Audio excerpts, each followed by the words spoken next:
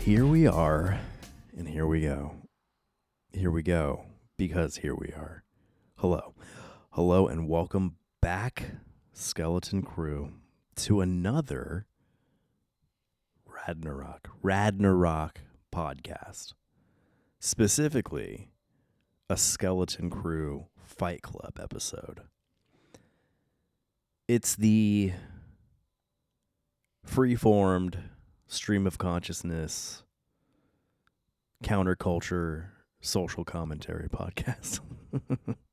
That's the tagline. It rolls off the tongue. When I make myself laugh, it kind of throws me off my train of thought. Skeleton Crew Fight Club. That is actually what I like, that name and that idea and what it means to me so much that Skeleton Crew, our shop, our store, our clothing, our lifestyle brand, I have it's not a rename or a rebrand. I guess it's a rebrand, maybe, because it used to be Skeleton Crew and then it was Skeleton Crew brand, which in retrospect doesn't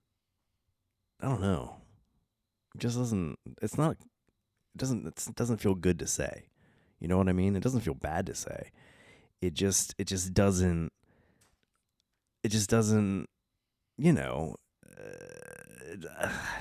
doesn't roll off the tongue. Skeleton Crew brand. Yeah, it's too much. It's too much, but you know what? Ironically, Skeleton Crew Fight Club is even more. But I think there's something about the rhythm of it. You know, Skeleton Crew brand, it doesn't have much of a rhythm. Skeleton Crew Fight Club definitely has a rhythm to it, and a rhythm that I like. Who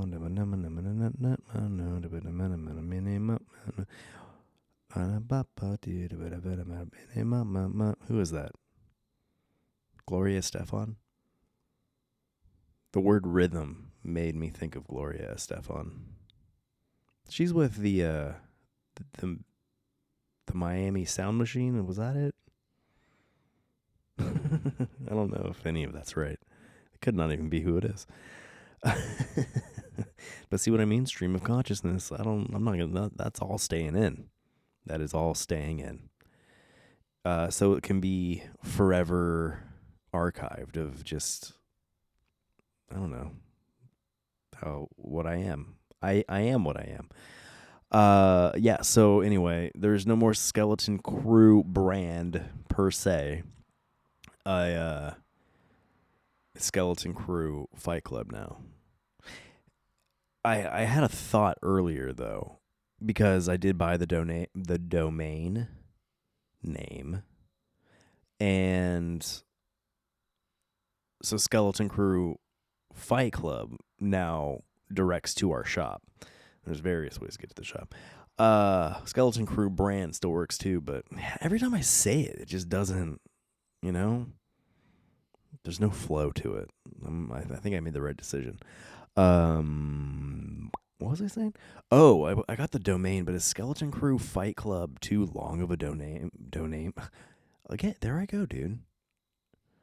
I caught myself earlier, but it was inevitable. I was going to say it that way.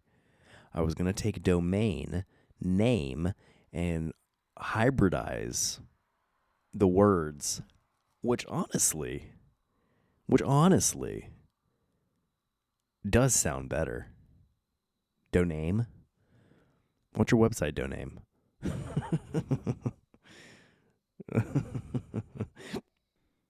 I think I'm onto something with that one.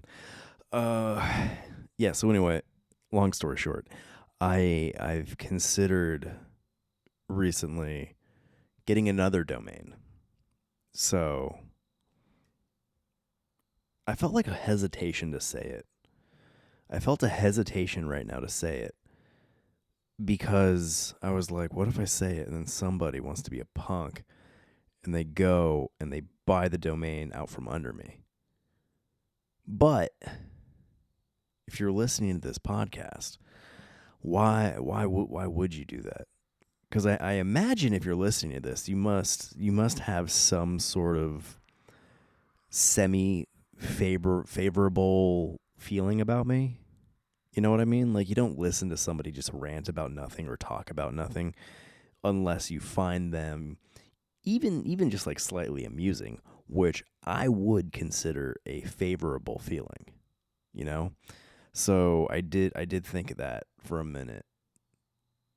But anyway, yeah. The other domain I'm thinking about utilizing instead. I'm going to keep all of them, honestly, cuz why not? SkeletonCrewFC.com for Fight Club. Or is that just not close enough? Like, if somebody heard Skeleton Crew Fight Club and their natural inclination would be to use SkeletonCrewFightClub.com, right? So maybe go ahead, buy it out from under me. I don't care. I'm not going to use it now. Because I don't think you would hear Skeleton Crew Fight Club and then you would think, okay, SkeletonCrewFC.com. It wouldn't. And yeah. And Skeleton Crew Fight Club sticks in your head, I think. So never mind. All of that to say, that's what it is now. So beyond just this episode type of the Radnarok podcast, it's also what Skeleton Crew's current evolution is. Skeleton Crew Fight Club. The actual tagline I thought of earlier today while using the restroom was for Skeleton Crew Fight Club, a lifestyle brand for fiends, freaks, and fighters. You like that? Because all of those things pertain to me personally, which, again, if you didn't already know, all of this is just one gigantic narcissistic endeavor. I create to appease myself and hope that others out there will find what I concoct, what I create, consumable at the very least. But, and I said this to my wife the other day, I said, running a business is difficult when you have no target audience. But it's not necessarily that I have no target audience. It's just that my target audience is me. and the small handful of people out there that may feel and view things similarly as I. So it's slow going. Business is slow going when that's how you operate. But I don't know any other way. I don't. I feel like trying to appease others would take the joy. And at times over the years, that is when I have lost some joy in doing things, when I'm trying to appease others. That's why, it's not like it's hard to work for other people too, for me at least, because I'm like, I'm doing this for you. Like, I'm utilizing this time and my abilities in this moment to further your endeavor, when I could just be furthering mine, right? I mean, the only reason to work for someone else is to avoid certain amounts of effort. Because everybody can do anything, especially in this day and age. In this day and age, when with how simplified things have become and accessible things have become, everybody can do everything. It's just a matter of what you're willing to do, what you'll push yourself to do. Like tonight, for instance, like this episode, perfect example. I was really hyped on the idea of having a video element to the podcast, and specifically Skeleton Crue Fight Club episodes. Well, tonight I opted not to, out of sheer laziness. And now I don't say sheer laziness in necessarily like a negative light, because it's not. I don't really find it to be negative per se. It's negative that I don't have the added flair of having a video element to this episode. But my motivation was, is it motivation? I'm always motivated, kind of, I guess, to do this. The energy, the drive, the momentum, maybe, that I had to do something creative tonight had a limit. You know what I mean? Like I'm driving down the road and I'm at a quarter tank because I'm just tired, man. It was a long day. All my days are long though. I have a 7-month-old baby, a 2-year-old, and I'm homeschooling now. My 7-year-old, I'm homeschooling Baney Boy. So all that, and then he had Jiu-Jitsu today, and I had to go to the grocery store, make dinner. Like, it was just quite a bit. And then we had another thing going on earlier today with Maverick. Like, it's just a lot, man. It's a lot of things crammed into a finite amount of time. And after life's familial responsibilities and obligations are complete, there's still this.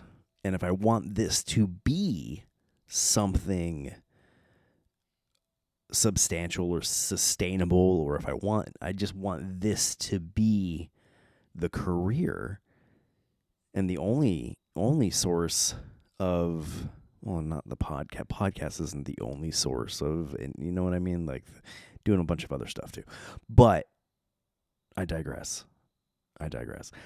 What I'm trying to get at is, once, and I hesitate, because see, like, I naturally want to say once life's responsibilities are complete, but I need to treat this and see this as one of my life responsibilities. And it's hard sometimes. It's hard because I enjoy it. And because I enjoy it, it feels more frivolous. And I ride that line. I ride that sketchy line of if it doesn't feel frivolous, I guess, then, because with the frivolity, is that a word? With the I'm gonna say it again. I don't care if it's not a word. With the frivolousness of it comes the fun of it. It's like, I don't know. I don't know if that's a really great way of explaining it. But if you get what I'm saying, I'm ultimately saying that it doesn't feel like work or a job. And when it starts to feel like work or a job, it becomes less enjoyable. So you got to ride that line. You got to ride that line where you treat it like work and a job, and it's important, and it's one of your life responsibilities. You got to treat it that way, but you can't necessarily, or I can't personally necessarily look at it that way, because again, if I look at it as an obligation, then it just is not. It doesn't feel like something I can do for fun. I want it to always forever feel like something I do for fun. So with all that being said, welcome to another episode of, well, I said Skeleton Crew Fight Club, but 'tis the season. 'Tis the spookiest of seasons. It's the season of the witch. Which, that was the best Halloween movie. Halloween 3. It should have been its own thing. Or Halloween, I don't know. I think the Halloween franchise would have been way better if Michael Myers was one of the stories. And every film was a new creepy thing that happened on Halloween. I wonder if that was like intended to be that way at some point. I know nothing about the lore of the Halloween franchise, but from the outside looking in, I'm not a big slasher film guy. And here's the thing. You know what? I'll get back to this. Hold on. Where was I? Season of the Witch, season of bats and skeletons. It's always skeleton season for us at Leal Legacy. But for the rest of the world, this is the one time a year that we sync up with the rest of the world, and it's skeleton season for all. it's skeleton season for all. It's spooky season. Sorry, I got distracted by literally nothing. I looked at the wall and kind of dazed out for a sec. Is that a stroke? Should I be worried? Actually, that's not cool. Yeah, it's spooky season. So during spooky season, this goes from being Skeleton Crew Fight Club to Skeleton Crew Fright Club.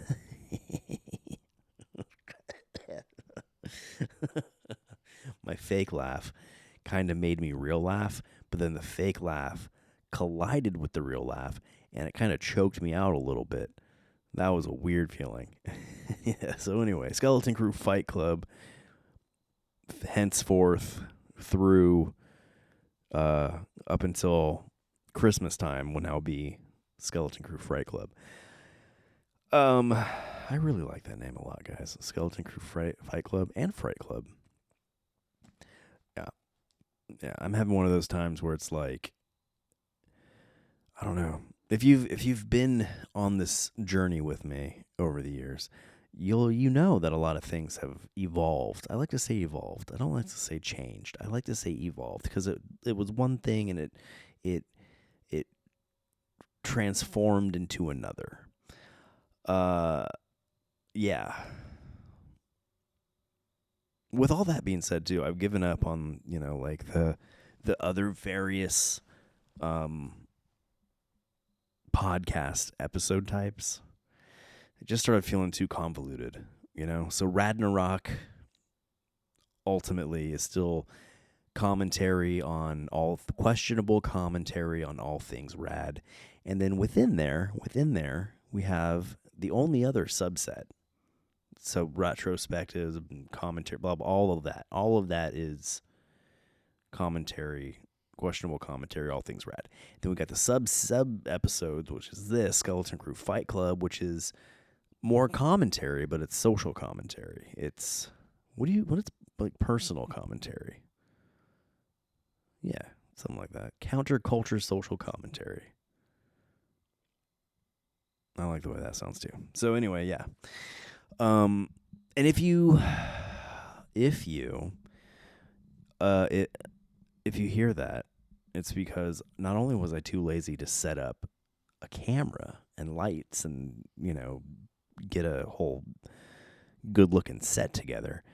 You know what? Looking at this over here, that's a way better backdrop for a set. Anyway, I'll do more video elements to this podcast eventually, but I'm not. That's an aspect of this that feels very, very work-like. So I've lost motivation to do that at the moment. And then I feel like too, there's other things on YouTube and Rumble, and there's other videos out there with this simultaneously that you know what I mean? Like, I like to make you work for it, I guess.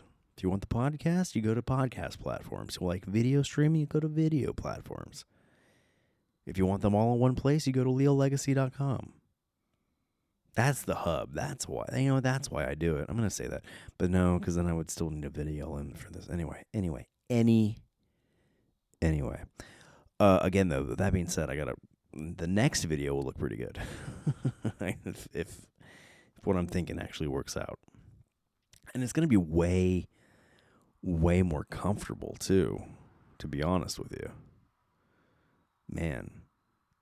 Now I'm kind of regretting not setting up for video, but you can't live in the past, even though the past is just moments ago. And I've already lost that train of thought. What was I saying? Oh, yeah. I didn't set up a microphone arm. So I'm holding it. I'm holding it in my hand. So every movement I make, any kind of jostle, any kind of slight bump or tap is definitely gonna hit your ear holes. So what was I saying? Back to I don't like slasher movies. I don't. I used to when I was a kid. And I chalk that up to the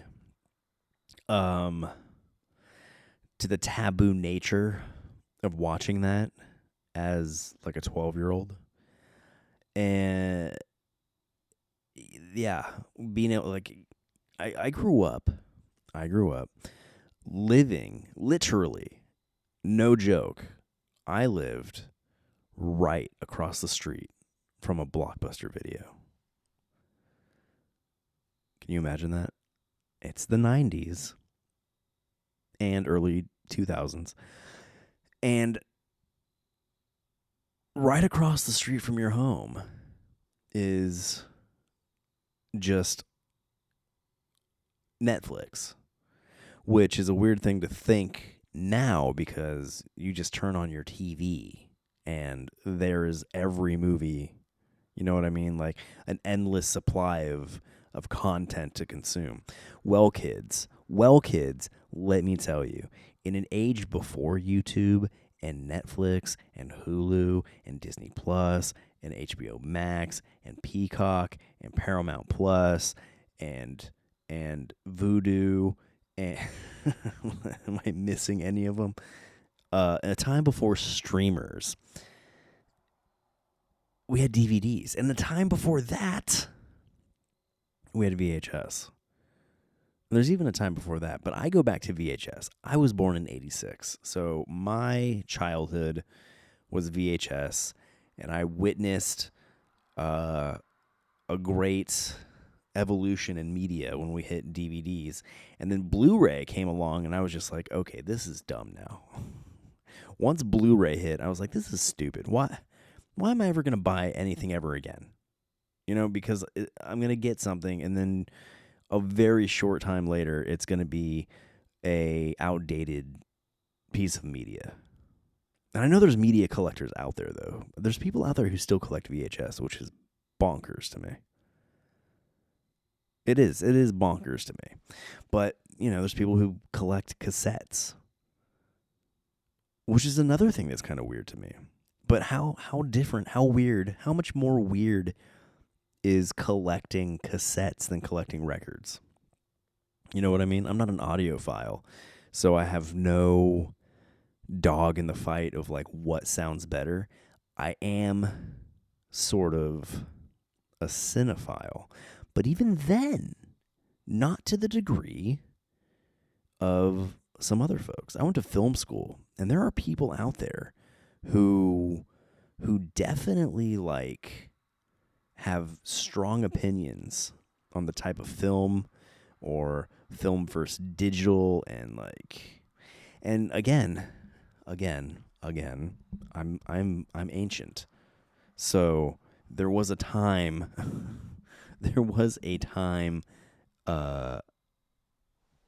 where was I going with that?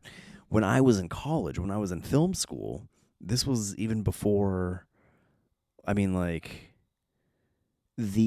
learned how to use film camera. We learned how to make movies utilizing film, which I understand that still happens, but this is the day of digital. it's to call film an outdated medium is, I mean, nothing is more obvious, right? And I don't know if obvious was the right word I wanted to use, but anyway. Yeah, so I grew up across the street from a Blockbuster, and I've always been a horror fan. And I've never really been confident in my ability to say the word horror. Horror. I was in ceramics class in high school, and my ceramics teacher, can't recall his name at the moment, but he looked like Santa.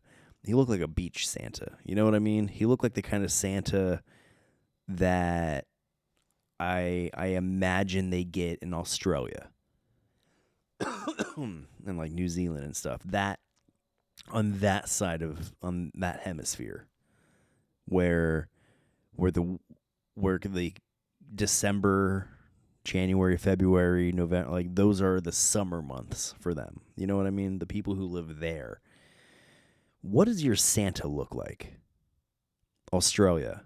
Is anybody in Australia or South America? Anyone south of the equator listen to this podcast? That's what I want to know. What do you guys do for Christmas? Because where I'm at, the United States, and you know, everywhere on this hemisphere, on this side of the equator, because that's the flip flop, right? That's where it gets. That's where the change happens. It's the equator differentiates the two. Excuse me, man. My throat's just drying out. But anyhow, is that right? Let me take a sip of this. Oh, I started doing a new thing too. I'm making tea with just using cold water. I would always make tea with hot, and then I would let it get to like kind of like that Goldilocks warm, kind of lukewarm vibe where you could drink it without burning your tongue. But it was never really refreshing, and I guess if you're not drinking hot tea, there's something about the heat, the temperature of the tea that adds to the sensation of it all. And it was all by accident. I have like one of those like stand-up 5-gallon like water dispensary kind of things, and it does hot and cold water. I was having a cup of tea, and I had intended to use the hot water, but I didn't. I accidentally used the cold water and took a sip after a little bit, after I had thought that the hot water that I didn't use, that after I had believed it cooled down enough to like start drinking. And I took a sip, and it was cold, like cold. I was like, whoa, oh man. I realized I used the wrong side of the water dispenser. But it was just as flavorful as if I used hot water. So I've started using cold water in a tea bag, and it's just delightful. It's super refreshing. I don't drink soda, and I'm not one of these like seltzer water people. I don't like the fizz. I'm not a carbonation person. And then I don't like sweet, like sugary drink, you know what I mean? So it's like, it's pretty basic, like it's water or black coffee for me, or just like straight tea. But out of all of those, water was really the only refreshing thing. Coffee, though wonderful and delicious, I wouldn't consider refreshing. Even an iced coffee, I wouldn't necessarily consider refreshing. There's something about, and maybe it's just because like the way I take it, the bitterness and that bite isn't something that like, yeah, the temperature of it could be cool on a hot day. Like you're walking around Disneyland or like Disney World in the summer, and it's just hot, and you just need something to cool off. Iced coffee can do the trick and the cooling aspect, but it's the bite of the coffee. Excuse me, man. It's the bite of the coffee that prevents it from being like a super refreshing experience. You can tell that I haven't podcasted in a while because my voice is out of practice. It truly is like a muscle that you got to work out because I'm burning out. I'm drying out. My voice is getting tired. And every time I talk now, I feel that little like tickle in the back of my throat that makes it feel like I want to cough, but then I go to cough and it's a very lackluster cough. Like it's not like a chest clearing cough. Also, if you're a doctor, are those symptoms of something that I should be concerned about? I take a notice of my cold tea.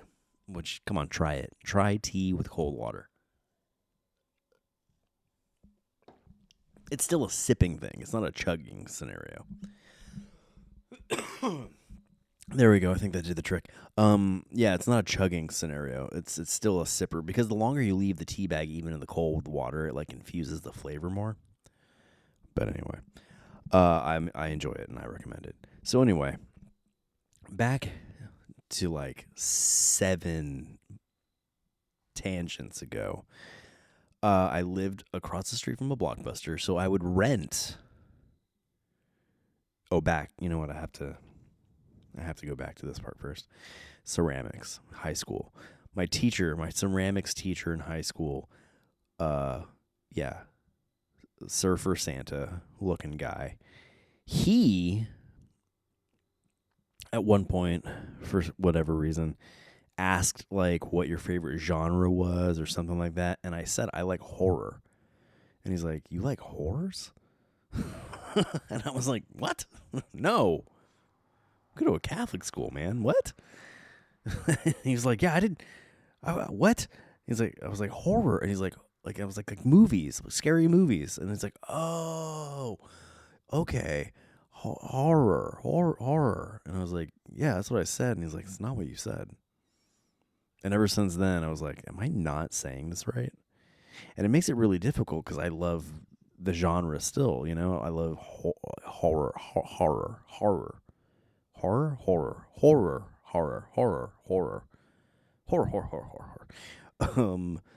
I like the music, horror punk.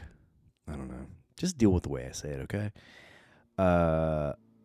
So I've always loved horror. I love monsters of all shapes and sizes.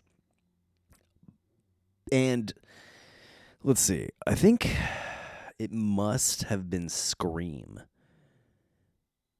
It had to have been Scream. Actually, it may have been Scream 2. One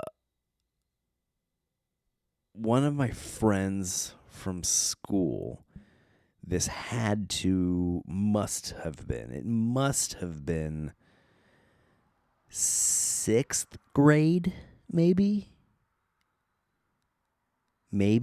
I might have that wrong. 6th or 7th grade. One of the two. And his dad took us to go see Scream 2 in theaters. And I hadn't seen the first Scream. I probably lied about it to my friend and said, like, yeah, of course I saw the first Scream because I didn't want to sound not cool. But I hadn't. So Scream 2 was actually my first slasher film experience.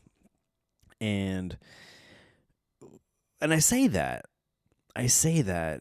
in the way of like at younger ages I had inadvertently seen portions of other slasher movies like Friday the 13th movies, Freddy Krueger, stuff like that, but I would always like leave. You know what I mean? It would be on because somebody I was around was watching it, and maybe it was even like the TV version or like an HBO free weekend or something, and it happened to be on. But as soon as I saw something that creeped me out too much, I would bail. So Scream 2 was my first, like, there was no getting away. I was in a theater. And it's actually a really bad movie to see for like it's not a good first slasher film experience in a theater. Like the beginning of that movie starts with a murder in a theater. not only does that movie start with a murder in a movie theater, but it's a murder in a movie theater about the events that happened in the first movie. So it's like it's a real meta thing because in in the movie, people are wearing the ghost face mask and stuff like that. Like, super fans going to see Stab, I think was the movie in the movie. And people were doing the same thing in reality because it was a sequel movie, so there were like super fans of the first movie coming in costume and stuff like that. So you're looking around like, oh my God, like how real is this? Crazy time, the 90s. Anyway, so yeah, I got into slasher movies due to the taboo nature of it, of like, ooh, I'm too young. I'm too young to be watching people be murdered in these horrific fashions. And there's boobs in the movies and like drug use and all these things that I shouldn't be exposing myself to as like a preteen. And it was definitely not PG-13. These ratings are there for a reason, kids. Yeah, so I got into it. I got into it pretty heavy too. I was on my uncle's Blockbuster account. He added me as an authorized renter. I had my own Blockbuster card and everything. Of course I did. I lived across the street from a Blockbuster. I mean, why wouldn't I be, And then my uncle also didn't have like a restriction next to my name in the system, or even if he did, I was in that Blockbuster so frequently that I had like befriended the workers. So they just let me rent whatever without question. And it was a really sweet scenario for me. Like, a lot of my childhood was not, it wouldn't be the envy to a lot of people out. Like, a lot of people wouldn't look at it and be like, wow, I wish I had his life. But there were some aspects that were pretty rad. So yeah, from that Blockbuster, I went through all of it, man. I went through everything. I went through like all the Halloweens at the time, the Friday the 13ths at the time, the Nightmare on Elm Streets. I didn't do too many Nightmare on Elm Streets because those were super creepy, and they still kind of are super creepy to me. The idea of being attacked in your dreams, and there's nothing you can really do about it. You're being attacked in your dreams. Like, dude, there's no more vulnerable place to be attacked than in your dream. What a brilliant concept for a scary movie. Yeah, worked my way through all of them. Chucky, all the Child's Play movies, and I did enjoy them. You know what I mean? Like, I did enjoy them, but even then, I found them off-putting. But I kind of chalked up the off-putting nature to it, to just like, yeah, nobody should find a lot of joy in watching people be gruesomely murdered.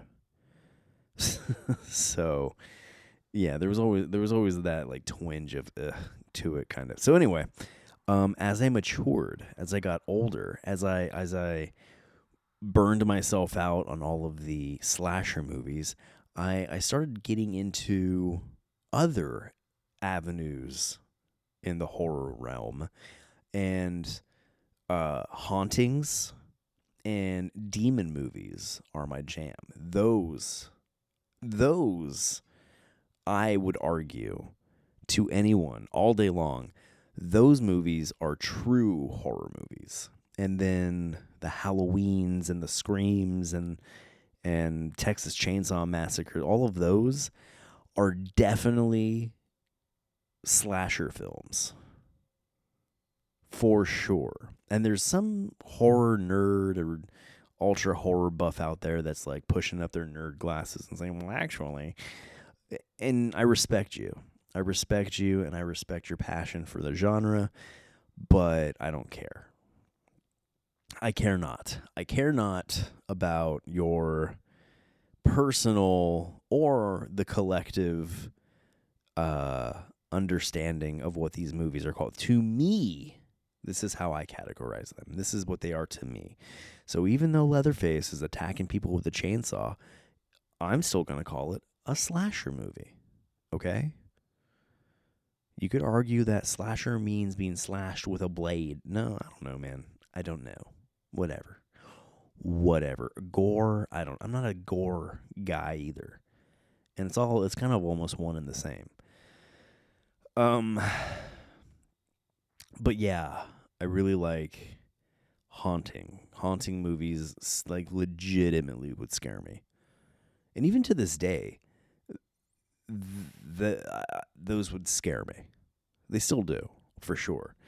I wouldn't have a hard time sleeping after watching like another Scream film, like a guy with a knife coming after you, which of course somebody chasing you with a knife is going to be a terrifying scenario, but I understand what it is. You know what I mean? It's a dude with a weapon, or a girl, or not, I don't know, or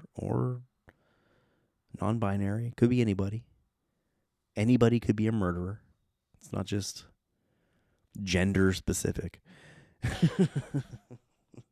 Anybody could be a monster.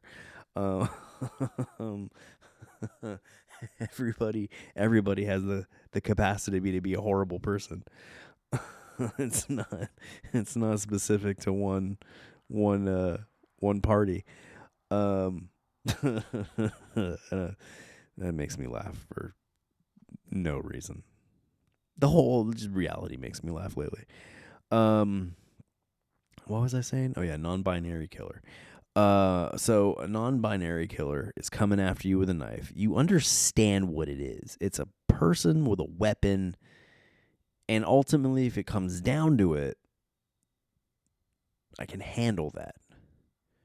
Now, I'm not trying to play macho man or like tough guy, saying that you come at me with a weapon, I'm gonna mess you up. No. Usually, no matter how well trained a fighter, if somebody's coming at you with a weapon, like there is a strong likelihood of you're gonna get cut. You might not get stabbed, but you still might get cut, probably. Just because like somebody frantically flinging a blade, like even if they're not like aiming, just the spastic nature of a blade flying around, like you're gonna get cut. Okay, it's gonna happen. But logically, you know how to handle that. Even if like you don't have the physicality to handle that, you know the dynamics of the scenario. You know it's a person. You know people have clear weak spots. You know what I mean? Sure, they might be non-binary, but that doesn't mean you can't kick them between the legs. You know what I mean? Who knows what's there? But no matter what's there, it's still a point of weakness, and likely they'll go down. So, humans collectively have all the same, pressure points like that between the legs, the eyes, the throat. Like these are all points on everybody that'll they're points of weakness. A demon, though, or a ghost, a malevolent spirit, a poltergeist, a banshee. What do you do? How do you handle that?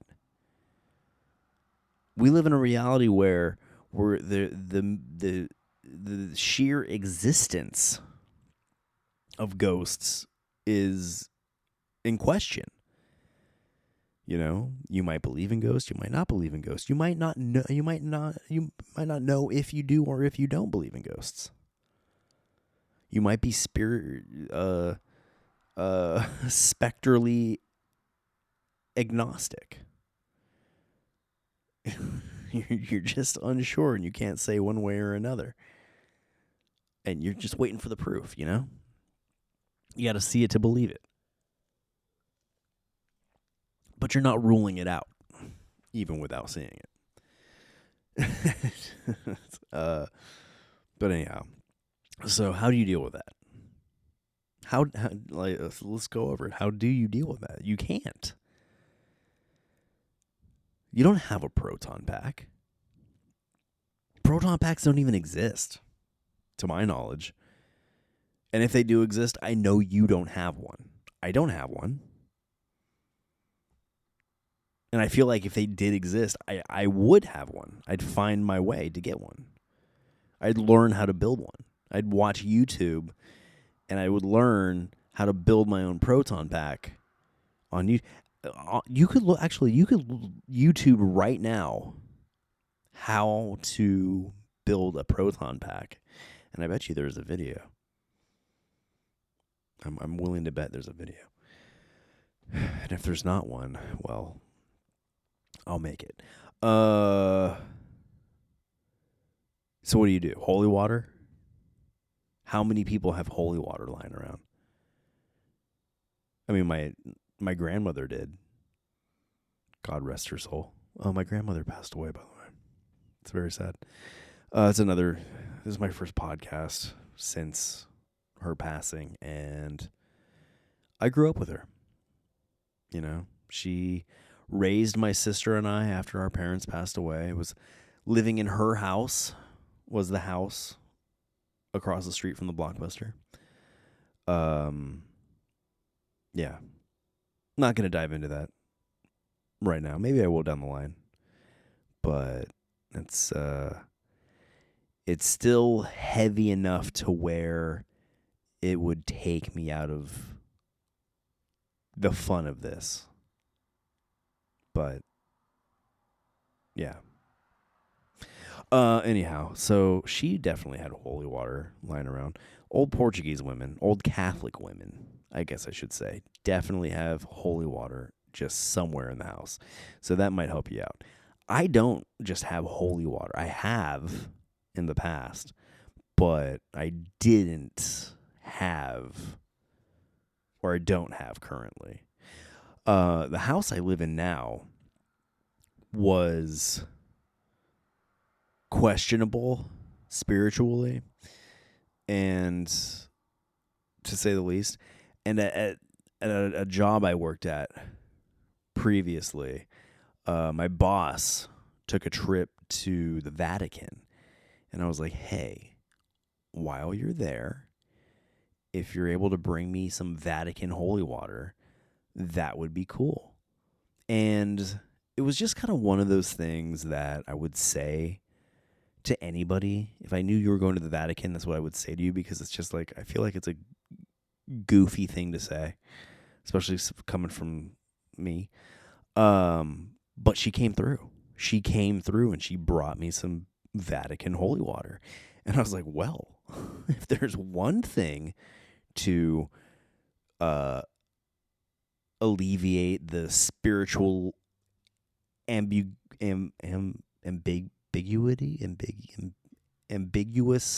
nature, the spectral ambiguous nature of my home, it would be holy water from the Vatican. So, but then again, the Catholic Church as an organization, I'm skeptical of anyway. So their holy water's probably nothing. I don't know, man. Counterculture Catholic is what I am. Hey, and you know what? Here's the thing. Here's something. Okay, at my grandmother's funeral, we're Catholic, and her funeral was also a Catholic mass. at some point, and my cousins, my cousins and my uncle, my cousin Vanessa, for sure, because she did tell me. She knows when they changed the words to the mass. That's not okay. That's not cool. I grew up, I was an altar boy. I went through all the Catholic motions. I did like reconciliation. I did communion. I did confirmation. Like I said, I served my time as an altar boy. I never had a personally sketchy interaction with a priest ever. There was a priest named Father Dan, however, who really cool guy. He was always younger. Like he was younger than the other priests that we were familiar with at our church. And one day we saw him at the beach, like a bunch of us from like from school, like me and a bunch of my friends who also knew him. We saw him at the beach boogie boarding, and he came out of the ocean. And we're like, "Whoa, what up, Father Dan? Like, that's cool." And he's like, "No, I'm just Dan now." He gave up the priesthood. Nowadays, I'm wondering if he met a lady, or he was just that good of a boogie boarder that he wanted to boogie board professionally. Although one could argue you could be both a priest and a professional boogie boarder. Like, they don't have to be mutually exclusive. Like, I say you can do both. Where's the harm in doing both? I think more priests should be professional boogie boarders. It would just be, I don't know, it's just be a cool thing. I mean, they'd all have to be coastal priests, but, something to consider. I understand that church attendance is down, so maybe something to consider. Get some people in those pews. So yeah, they changed the words to a lot of it. Like, the priest would say yada yada yada, and you would say, "And also with you." Well, they changed with "also with you" and "also with you" to something like, "And may your spirit be just," or something stupid like that. There was a lot of words that were changed. I would go down the rabbit hole right now to like uncover exactly what would change, but I'm going to need to type, and I'm holding the microphone in my hand, and that's just going to be a mess. And I'm talking about something else anyway, okay? So, anyhow, back to my point, which actually the church and priests do play a part of. That would be another way to combat a haunting, is a priest. So if you don't have holy water, there's definitely a Catholic church somewhere in your vicinity. And then on top of that, you can argue as well that there's a Catholic church somewhere in your vicinity. You could go get holy water there. So I mean, if you're going to have to leave your house anyway to go talk to a priest, you might as well try the holy water first, because you don't want to bother the priest if you don't have to. So, anyhow, yeah, human weak points. Poltergeist, a little more tricky. And who's to say that the holy water or a priest could do the trick? And you know what? Demonic movies. The Exorcist, The Exorcism of Emily Rose, The Rite. That was a really good one. The Rite was a really good one. What else? There's other ones that I've watched that I just don't know the names of. There was one, what was that one called? Something Exorcist, I think. It was shot in the way of like found footage kind of film, like a Paranormal Activity or Blair Witch Project. It was shot like that, but they followed an exorcist around, and it was really good. It was really good, and the ending was a little, I don't know, man. It was an ending that worked. However, the methodology, right? I don't know. I was going to say, like, I don't want to spoil it, but I don't even remember what it was called, so I can't really necessarily spoil it. You may pick it up and be like, oh, this was the movie he was talking about. So, it's a priest. I gotta drink more of my cold tea, which, again, you should try.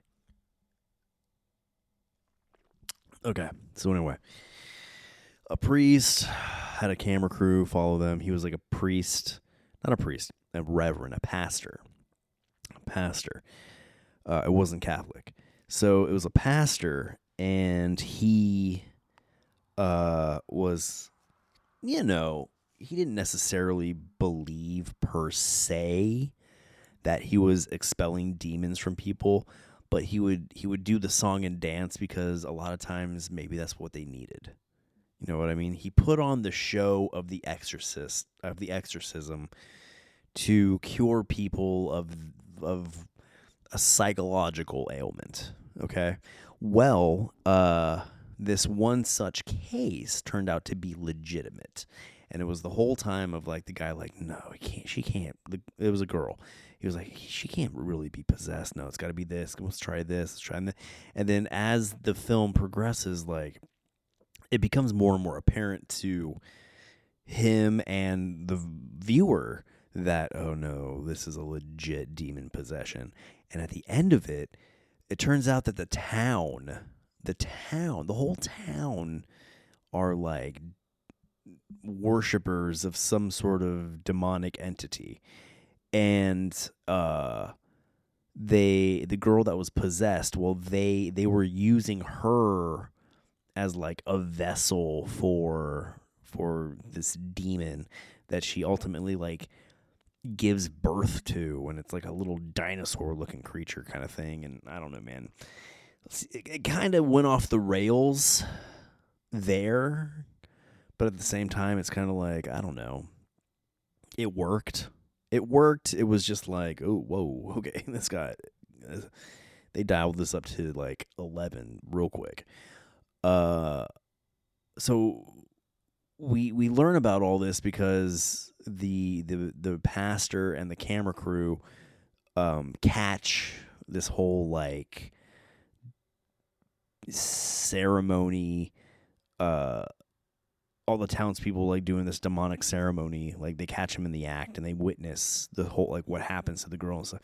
And so the pastor, seeing all this, like he gets up and he like, I think he like holds up a cross or something, and he starts walking toward the entity that was just birthed from this girl.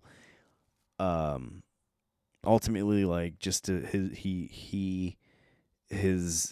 faith was kind of restored. He's like, oh my God, it is all real. And he's an exorcist, so he would be the one to call to combat this, but it cuts out, and we're left to wonder, did he succeed, or is there some sort of monster in our midst? So it was good. It was worth the watch. Where was I going with that? Yeah, so a priest would have to help you with that one too. So what I'm getting at is I'm scared of the things that I would feel, I guess, helpless against. Because again, a person with a weapon, though you may be pretty helpless, there is still that level of like, that's still just another person. And I can if I can be brave enough or dumb enough to take a shot at them, there's a way to win that. I don't know about how, I don't know any surefire way to combat poltergeist or demons. So yeah. So movies like The Sixth Sense. The Sixth Sense is one of the just best horror movies ever. I would put The Sixth Sense over any slasher film. Any of them. All of them. Every single one of them. I would say The Sixth Sense is better. Better as like instilling fear in you. Like, you watch The Sixth Sense. Watch it. And then that night, I dare you to get up and go to the bathroom. You won't do it. You'll hold your pee. I would. I have. Because you don't want to start walking down the hallway towards the bathroom at 3 o'clock in the morning and have some little kid at the end of the hallway go, "Hey, you want to see my dad's gun?" And then turns around and the back of his head's blown out. You don't want to see that. You don't want to see that. You don't want to be thirsty in the middle of the night. This was the night, too. You watched the movie and you got a little tired. You watched the movie. You had, you had a gummy bear that puts you in a pretty magical frame of mind. And you watched The Sixth Sense and you got tired and you wandered to bed, but then that dehydration kicks in and you wake up with a dry mouth. You're like, thirsty. And then you get up. You're going to tell me that you're going to be brave enough to get up and go to your kitchen only to find this lady going through your cabinets and turns around and she starts screaming at you that it's your fault or, whatever, and her wrists are cut. Like, bro, I'm scaring myself now thinking about that. Every single one of those, every scene from that movie, like every ghostly scene in that movie was terrifying. Terrifying. I don't hesitate to get up in the middle of the night to use the bathroom thinking that there's a dude in a mask waiting for me. I mean, that's something to be concerned about, but I have a pit bull and I lock my doors and windows and stuff.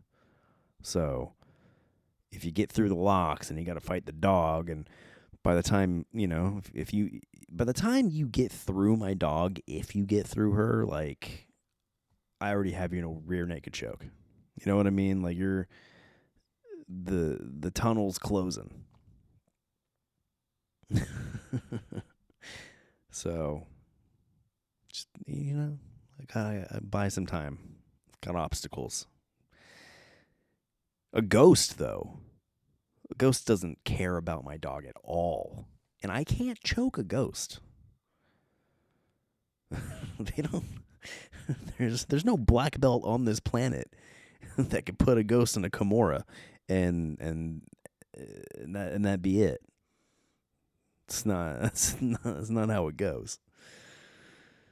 Or a demon for that matter. Now, however, if somebody is possessed by a demon, you for sure could do some jiu-jitsu on them. How effective is it going to be? I don't know. And if you do, say, have them in like a rear naked choke, like if we're talking about the Exorcist level of demonic possession, then, their head could turn all the way around and they'll vomit green stuff in your face. So you're not going to want to. You're not going to want to try jiu-jitsu on somebody who's demonically possessed. And they might have freak strength too. You know what I mean? Sometimes that's an element of demonic possession is superhuman strength. And that would just really, you know, that kicks things up to a notch that's just unreasonable. It's just unfair, really. Supernatural strength it's an unfair advantage. Yeah. So, and then here's another thing. Here's another little. I would argue, again, that movies such as Jaws or like big creature movies. I like big creature movies. Anaconda. What else? You know what? The more that I think about it, though, because Jurassic Park popped into my head, but those are suspense, and I will absolutely differentiate between suspense and horror, like Alfred Hitchcock movies, Psycho, Birds, Vertigo. Everything was suspenseful, and then you have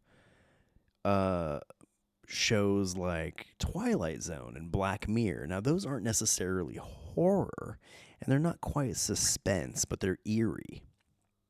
I prefer all of those even over slasher films.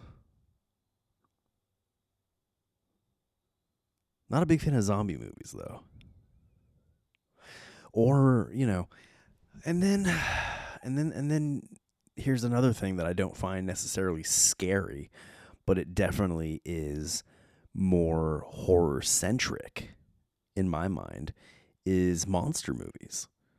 And I'm not just talking about like the vintage like Universal monster movies and stuff like that, or This Island Earth, or like Attack of the Mole People. I love all those. I love those old time B horror movies. But they're definitely not scary.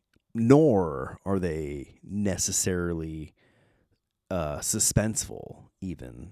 I would argue a lot of the time. Those I could even I do consider true horror and slasher and gore films. Like it's a thing of its own. You know what I mean? And those movies can be done right, because like the first couple Saw movies, those were unique and still gory as can be. Not I wouldn't actually say those are a slasher film though. I haven't seen one since, I don't know, I think 3. I think Saw 3 was the last one I saw. Aren't they up to like 10 now or something like that? It just kind of got too repetitive for me. I enjoyed the first 2 a lot though. Yeah, those seem to get lumped in like Jigsaw, gets lumped into like the slasher characters. Because whenever you see kind of like, you'll see Chucky, Michael Myers, Ghostface, Jigsaw, like you'll see all these guys together. But Jigsaw, he's not like a chase you down with a knife guy. I mean, even Chucky is a chase you down with a knife guy doll. Yeah, anyhow. I don't know. Is that going to turn some people off? I got some friends out there who are like devout slasher people. My homie. And shout out Chris Wakefield. He actually has a horror podcast called Horror Homeschool. And they go through it's kind of like the retrospectives I do, but horror movies. Yeah, he's a big Scream guy. And I think he's a big Halloween guy too. Though I could be making that up, but I don't think I am. Yeah, he's a real big Scream guy. And I wonder what his take on all this is. Maybe we'll have him on. Maybe we'll have him guest, and he and I could duke it out over like what superior, like the superior horror content. That'd be fun on a future episode of Skeleton Crue Fright Club, which I guess could wrap this one, huh?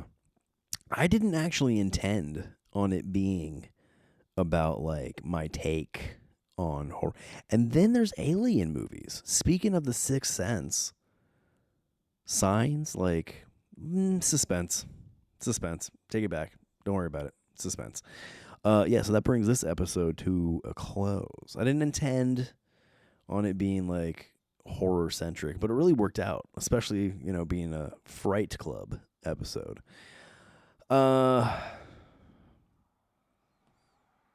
Yeah.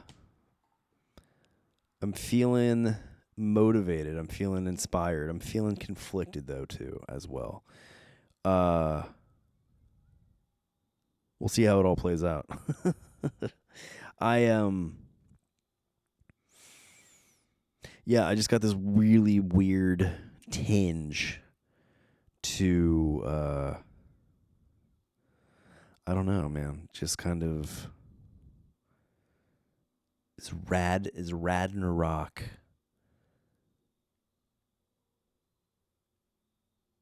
necessary? Or should it just all reform into like Skeleton Crew Fight Club stuff? I don't know because pieces of me feel like, why have so many different things? You know what I mean? Yeah, I don't know, man. I don't know why have so many different things, named so many different things. It's a lot to keep up with. There's a lot to keep track of for people. You know what I mean? Am I going to have Radnarok.com? Am I going to start other social media channels or YouTube, like streaming channels for Radnarok? But I've done so much Radnarok stuff already, but I'm not going to. But I do have that thing in me where it's like, well, if I'm not calling it that anymore, I have to redo it all. But at the same time, no, I don't. And then if everything is just Skeleton Crew Fight Club, does that diminish the other stuff, like the retrospectives? No, I got to keep it Radnarok. But that's hard to say. You know what I mean? It's hard to say. And it's hard to say ultimately altogether.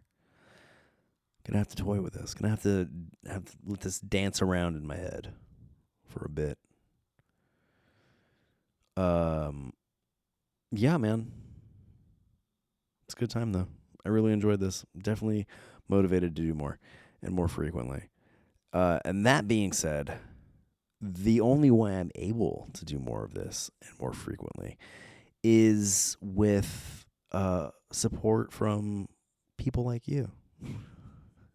Those of you out there listening to this, and only listening to this because there's no video, there's no accompanying video to this. Yeah, we sponsor ourselves. We sponsor ourselves with our merchandise, our Skeleton Crew store, where you can pick up all your anything your little heart can concoct within the realms of the things we can get printed. Bane has an idea of making plushies. Is that something that'd be cool?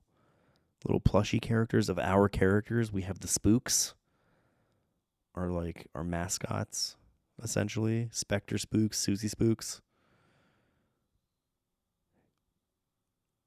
You know, a sheet ghost without its sheets, just a skeleton. I don't know if that's real, but it sounded pretty cool, huh? Yeah, my minds are spinning. I don't know. I shouldn't do it. Maybe I should. I don't know. We'll figure it out. Yeah. Yeah. Where was I going with? Oh, yeah, we sponsor ourselves. We sponsor ourselves. So go visit leallegacy.com/shop or skeleton-crew-fight-club.com. And that is CRUE, like the Motley Crew, but skeletonized. Yeah, visit. Take a stroll through our web store and pick yourself up something nice. Pick something up nice for somebody you know. We have anything and everything. That's not true, but we got a lot of things. If you and I share similar tastes, then you'll definitely find something you'll love, without a doubt. You do jiu-jitsu? Yeah? Do you do jiu-jitsu? Well, if you do no gi, then you need a rash guard, and we sell rash guards now. That's right. Getting into some of the fight gear game. Rash guards. That's what we do right now. Rash guards. But they're really good rash guards. I wear one to jiu-jitsu. I wear one to class. When I have jiu-jitsu, I wear one. I should go to more gi classes, but I don't. So I don't know if I'm ever going to get a stripe on my belt and I'll be a white belt forever, but I'll know how to choke people unconscious with no gi. It's going to be weird. I wonder how that would work. What if I'm clearly at like a blue belt level with no gi, but I never do gi classes? Like, am I just a perpetual white belt? Something to consider for me. But hey, these are good rash guards. Only going to be adding more and more things of that nature to our store in the future. If you're a Disney fan like myself, we have a Disnerd collection with all Disney inspired Skeleton Crew stuff. What else do we have? We have, man, I don't know. We got our seasonal selections.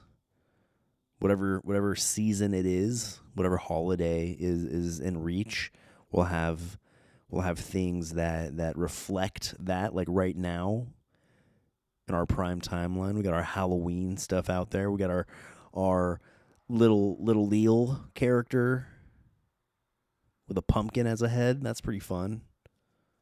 It's pretty cool. Our other little mascot. I got 3 little mascots. Lil Leal and the Spooks. Huh. It'll be a fun 50s band. Rockabilly band. Psychobilly band. Little Leal and the Spooks. Oh man, that's such a psychobilly band name. Okay. Anyway. And like I said, I'm having this like crisis all of a sudden about like, do I even keep the moniker Radnarok, or is it just one extra thing? Is it one thing too many? You know?